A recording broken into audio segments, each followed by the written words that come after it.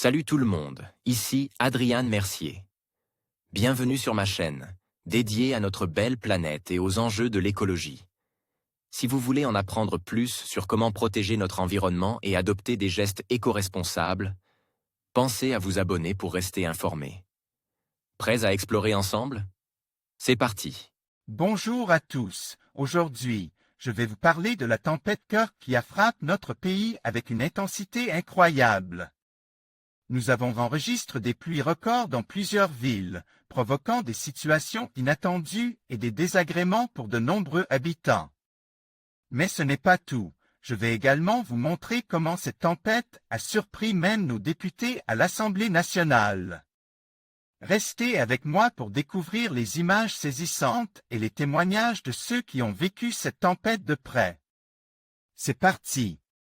La tempête issue de l'ex-ouragan Kirk traverse la France ce mercredi en déversant des quantités exceptionnelles de pluie qui ont fait déborder les cours d'eau. Ce mercredi a même été la journée d'octobre la plus pluvieuse dans plusieurs villes, comme à Paris. Comme prévu, ce sont les pluies de la tempête Kirk qui ont fait le plus de dégâts.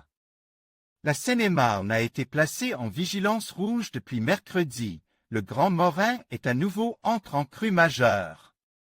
De nombreuses inondations se sont produites des Pays de la Loire à la Normandie, à l'Île-de-France et à l'est de la Picardie.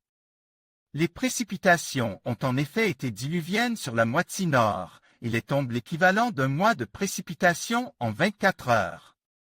Sur les régions touchées, avec localement des cumuls records, 137,5 mm à Perra-Cava dans les Alpes-Maritimes, 78,7 mm à Trappes. Dans les Yvelines, record de pluie quotidienne mensuelle, 73,5 mm à Noirmoutier en Vendée, 72 mm à Longchamp, Paris, record de pluie quotidienne mensuelle, 69,5 mm à Nantes en Loire-Atlantique.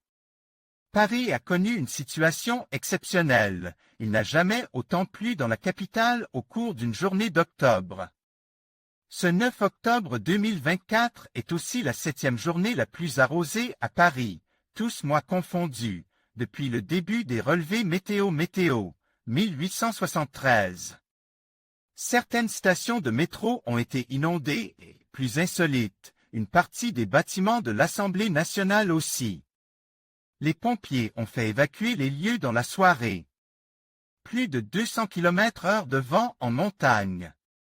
À l'arrivée de la tempête sur le Pays basque en fin d'après-midi, un nuage Arcus spectaculaire a été observé sur les plages. Le vent a également provoqué de nombreuses chutes des arbres dans l'après-midi de mercredi. Il a soufflé jusqu'à 211 km/h.